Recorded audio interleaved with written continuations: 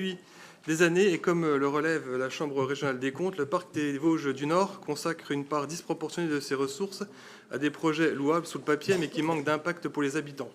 Par exemple, le festival Au Gré du Jazz consomme plus de 400 000 euros par an, avec un déficit régulier et une dépendance excessive aux subventions publiques.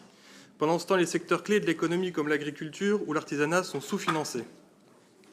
Le parc des Vosges du Nord consacre 275 000 euros à la réintroduction du lynx entre 2017 et 2022, avec 512 000 euros supplémentaires prévus d'ici 2025, pendant que, en même temps, le parc des Ballons des Vosges réinvestit pour réintroduire des grands tétras, une espèce en déclin. Or, le lynx est un prédateur naturel du grand tétra. Ces choix contradictoires, financés par des millions d'euros de fonds publics, illustrent un manque flagrant de coordination régionale.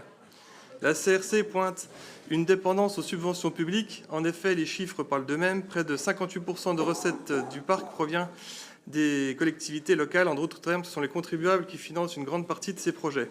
Aussi, le rapport dénonce un modèle économique inefficace et déséquilibré. Plus de 42% des dépenses vont à des projets environnementaux, souvent sans impact réel, pendant ce temps, les investissements dans le développement économique qui pourraient générer des emplois et de la richesse ne représentent que 21% du budget.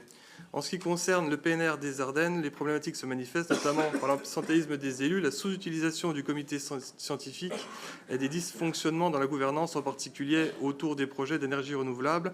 Rappelons que les parcs naturels ont pour vocation d'être des sanctuaires capables de préserver les milieux naturels des pollutions, comme celles générées par les éoliennes par exemple. On peut également rappeler que le PNR des Vosges du Nord, anciennement présidé par M. Weber, ne s'est pas opposé à la destruction de 27 hectares de cultures de blé et de maïs. Prochainement, ces espaces verts risquent d'être sacrifiés au profit d'un projet d'artificialisation à vocation agrivoltaïque dont le permis de construire a été accordé avec l'onction évidemment de la région Grand Est. Dans un contexte de crise économique, le respect de l'argent public et l'intérêt général doit guider chacune de nos décisions.